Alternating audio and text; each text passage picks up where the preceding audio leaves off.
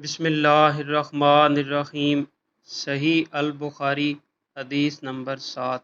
ہرقل شاہ روم نے ان کے پاس قریش کے قافلے میں ایک آدمی بلانے کو بھیجا، اور اس وقت یہ لوگ تجارت کے لیے ملک شام گئے ہوئے تھے، اور یہ وہ زمانہ تھا جب رسول اللہ صلی اللہ علیہ وسلم نے قریش اور ابو سفیان سے ایک وقتی عہد کیا ہوا تھا۔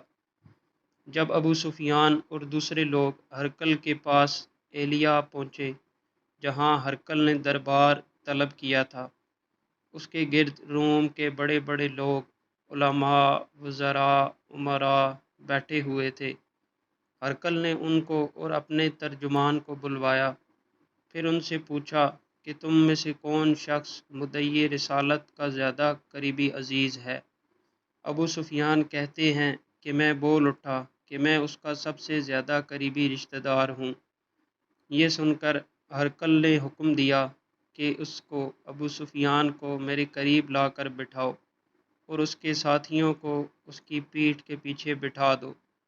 پھر اپنے ترجمان سے کہا کہ ان لوگوں سے کہہ دو کہ میں ابو سفیان سے اس شخص کے یعنی محمد صلی اللہ علیہ وسلم کے حالات پوچھتا ہوں۔ اگر یہ مجھ سے کسی بات میں جھوٹ بول دے تو تم اس کا جھوٹ ظاہر کر دینا۔ ابو سفیان کا قول ہے کہ اللہ کی قسم، اگر مجھے یہ غیرت نہ آتی کہ یہ لوگ مجھ کو جھٹلائیں گے تو میں آپ صلی اللہ علیہ وسلم کی نسبت ضرور غلط گوئی سے کام لیتا۔ خیر، پہلی بات جو ہرقل نے مجھ سے پوچھی وہ یہ کہ اس شخص کا خاندان تم لوگوں میں کیسا ہے؟ میں نے کہا وہ تو بڑے اونچے عالی نسب والے ہیں۔ کہنے لگا اس سے پہلے بھی کسی نے تم لوگوں میں ایسی بات کہی تھی؟ میں نے کہا نہیں۔ کہنے لگا اچھا، اس کے بڑوں میں کوئی بادشاہ ہوا ہے؟ میں نے کہا نہیں۔ پھر اس نے کہا بڑے لوگوں نے اس کی پیروی اختیار کی ہے یا کمزوروں نے؟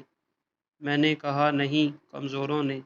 پھر کہنے لگا اس کے تابع دار روز بڑھتے جاتے ہیں یا کوئی ساتھی پھر بھی جاتا ہے؟ میں نے کہا نہیں۔ کہنے لگا کہ کیا اپنے اس دعوی نبوت سے پہلے کبھی کسی بھی موقع پر اس نے جھوٹ بولا ہے؟ میں نے کہا نہیں۔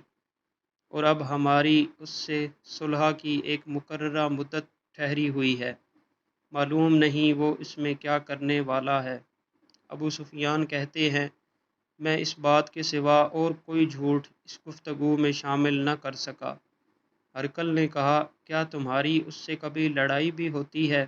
ہم نے کہا کہ ہاں۔ بولا پھر تمہاری اور اس کی جنگ کا کیا حال ہوتا ہے؟ میں نے کہا لڑائی ڈول کی طرح ہے، کبھی وہ ہم سے میدان جنگ میں جیت لیتے ہیں اور کبھی ہم ان سے جیت لیتے ہیں۔ ہرقل نے پوچھا وہ تمہیں کس بات کا حکم دیتا ہے؟ میں نے کہا وہ کہتا ہے کہ صرف ایک اللہ ہی کی عبادت کرو، اس کا کسی کو شریک نہ بناؤ، اور اپنے باپ دادا کی شرک کی باتیں چھوڑ دو، اور ہمیں نماز پڑھنے، سچ بولنے، پرہیزگاری اور صلہ رحمی کا حکم دیتا ہے۔ یہ سب سن کر پھر ہرقل نے اپنے ترجمان سے کہا کہ ابو سفیان سے کہہ دے کہ میں نے تم سے اس کا نسب پوچھا تو تم نے کہا کہ وہ ہم میں عالی نسب ہے، اور پیغمبر اپنی قوم میں عالی نسب ہی بھیجے جایا کرتے ہیں۔ میں نے تم سے پوچھا کہ دعوی نبوت کی یہ بات تمہارے اندر اس سے پہلے کسی اور نے بھی کہی تھی؟ تو تم نے جواب دیا کہ نہیں۔ تب میں نے اپنے دل میں کہا کہ اگر یہ بات اس سے پہلے کسی نے کہی ہوتی تو میں سمجھتا کہ اس شخص نے بھی اسی بات کی تقلید کی ہے جو پہلے کہی جا چکی ہے۔ میں نے تم سے پوچھا کہ اس کے بڑوں میں کوئی بادشاہ بھی گزرا ہے؟ تم نے کہا کہ نہیں۔ تو میں نے دل میں کہا کہ ان کے بزرگوں میں سے کوئی بادشاہ ہوا ہوگا تو کہہ دوں گا کہ وہ شخص اس بہانہ اپنے آباء و اجداد کی بادشاہت اور ان کا ملک دوبارہ حاصل کرنا چاہتا ہے۔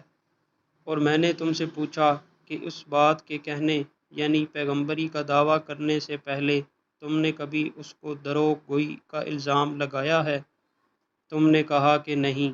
تو میں نے سمجھ لیا کہ جو شخص آدمیوں کے ساتھ دروغ گوئی سے بچے وہ اللہ کے بارے میں کیسے جھوٹی بات کہہ سکتا ہے۔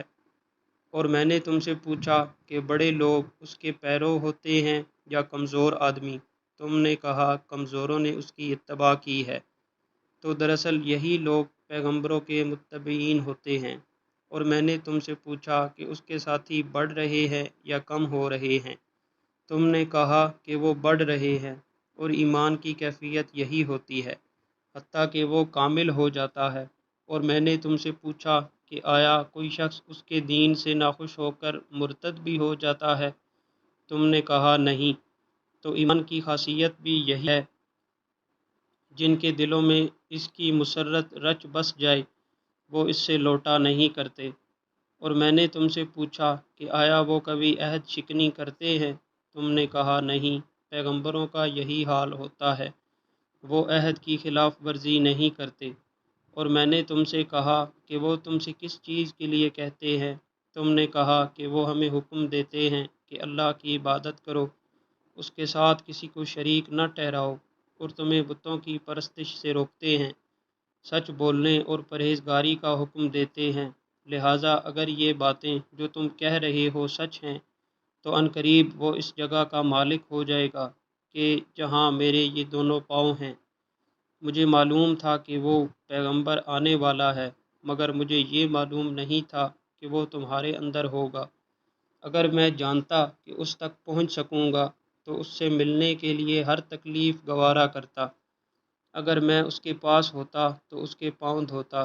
ہرقل نے رسول اللہ صلی اللہ علیہ وسلم کا وہ خط منگایا جو آپ نے دحیہ کلبی رضی اللہ تعالی عنہ کے ذریعے حاکم بصرہ کے پاس بھیجا تھا، اور اس نے وہ ہرقل کے پاس بھیج دیا تھا۔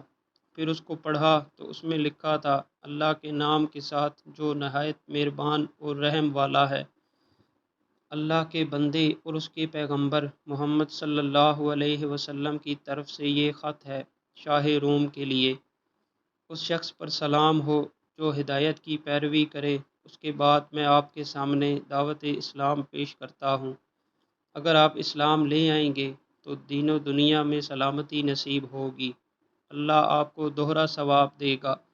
اور اگر آپ میری دعوت سے روگردانی کریں گے تو آپ کی رعایا کا گناہ بھی آپ ہی پر ہوگا۔ اور اے اہل کتاب، ایک ایسی بات پر آ جاؤ جو ہمارے اور تمہارے درمیان یکساں ہے، وہ یہ کہ ہم اللہ کے سوا کسی کی عبادت نہ کریں اور کسی کو اس کا شریک نہ ٹھہرائیں، اور نہ ہم میں سے کوئی کسی کو اللہ کے سوا اپنا رب بنائے۔ پھر اگر وہ اہل کتاب اس بات سے منہ پھیر لیں تو مسلمانوں، تم ان سے کہہ دو کہ تم مانو یا نہ مانو، ہم تو ایک اللہ کے اطاعت گزار ہیں۔ ابو سفیان کہتے ہیں، جب ہرقل نے جو کچھ کہنا تھا کہہ دیا اور خط پڑھ کر فارغ ہوا تو اس کے ارد گرد بہت شور و غوغا ہوا، بہت سی آوازیں اٹھیں اور ہمیں باہر نکال دیا گیا۔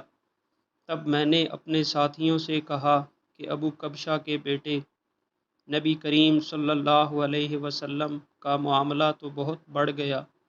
دیکھو تو اس سے بنی اصفر روم کا بادشاہ بھی ڈرتا ہے۔ مجھے اس وقت سے اس بات کا یقین ہو گیا کہ نبی کریم صلی اللہ علیہ وسلم عنقریب غالب ہو کر رہیں گے، حتیٰ کہ اللہ نے مجھے مسلمان کر دیا۔ راوی کا بیان ہے کہ ابن ناطور ایلیا کا حاکم، ہرقل کا مصاحب اور شام کے نصارہ کا لاٹ پادری بیان کرتا تھا کہ ہرقل جب ایلیا آیا ایک دن صبح کو پریشان اٹھا تو اس کے درباریوں نے دریافت کیا کہ آج ہم آپ کی حالت بدلی ہوئی پاتے ہیں، کیا وجہ ہے؟ ابن ناطور کا بیان ہے کہ ہرقل نجومی تھا، علم نجوم میں وہ پوری مہارت رکھتا تھا۔ اس نے اپنے ہم نشینوں کو بتایا کہ میں نے آج رات ستاروں پر نظر ڈالی تو دیکھا کہ ختنہ کرنے والوں کا بادشاہ ہمارے ملک پر غالب آ گیا ہے۔ بھلا اس زمانے میں کون لوگ ختنہ کرتے ہیں؟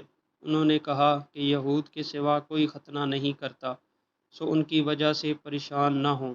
سلطنت کے تمام شہروں میں یہ حکم لکھ بھیجیے کہ وہاں جتنے یہودی ہوں سب قتل کر دیے جائیں۔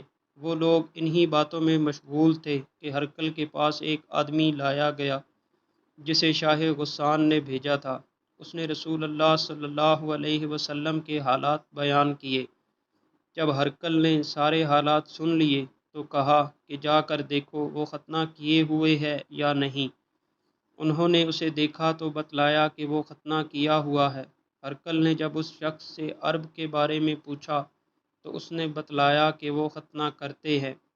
تب ہرقل نے کہا کہ یہی محمد صلی اللہ علیہ وسلم اس امت کے بادشاہ ہیں جو پیدا ہو چکے ہیں۔ پھر اس نے اپنے ایک دوست کو رومیہ خط لکھا اور وہ بھی علم نجوم میں ہرقل کی طرح ماہر تھا۔